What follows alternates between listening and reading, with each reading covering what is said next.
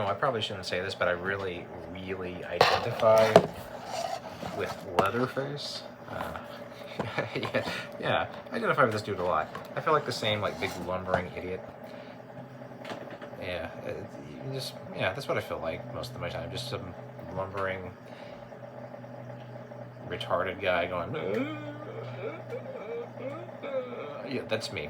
Um, Although, my take on the sequels, the non directed by Toby Hooper sequels, is that they're all kind of good.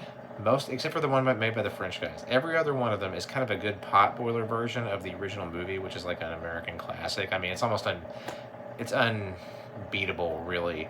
Um, but none of the sequels, aside from Part Two, which is directed by Toby Hooper, uh, actually understand Leatherface, which is that he's innocent.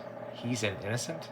It's not, he doesn't know what's going on with these hippies coming into the damn house. They're like, that moment when he sits down in the chair, like I'm sitting in my chair, and it's just kind of like, and it just kind of goes, it's great. Great, man. What a king. I love him so much. Actually, that last one they did for Netflix sort of comes close to getting it. Sort of comes close to getting it, but they never understand that he's like really this just an American innocent. I always wondered too. I always wondered if I could somehow like legally defend the family in the first movie because Texas probably has like all this kind of like stand your ground law kind of stuff and like these hippies just walk into the house. He's like he's probably within his rights to take him out. Although once they found the slaughterhouse under the floorboards and shit, then it's like you know well the Sawyers might be going to jail. I always thought that was kind of a cool twist in the Rob Zombie's House of a Thousand Corpses Part 2. When to have the family like actually on the run from the cops, like that would have been a cool Texas Chainsaw Massacre story. To have like Leatherface and Chop Top like just having to flee the law.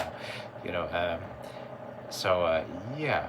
So anyway, this one's like has this is Texas Chainsaw Massacre: The Beginning, which is sort of a prequel to the it's from those slicksters at Platinum Dunes. These commercial directors. They just come in and like they kind of glossed up these old horror movies. But I have to say I find them actually a little fairly respectful of like the original material and the kind of understanding of what that was. And so while I wasn't really that much of a fan of the previous Texas Chainsaw. I mean, I think it's good, but it's like not, I'm not that much of a fan.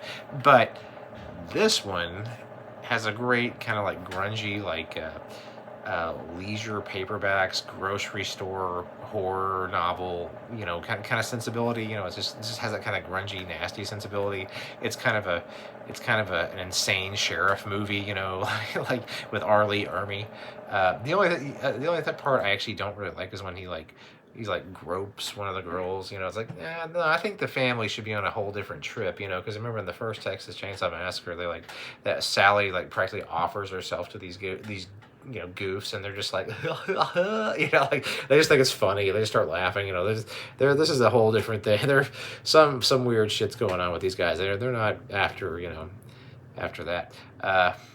But so yeah, I think this one's actually pretty good. It's directed by the dude who made Wrath of the Titans, which I also like a lot, which has like a kind of cool blasted out spaghetti western feeling to it.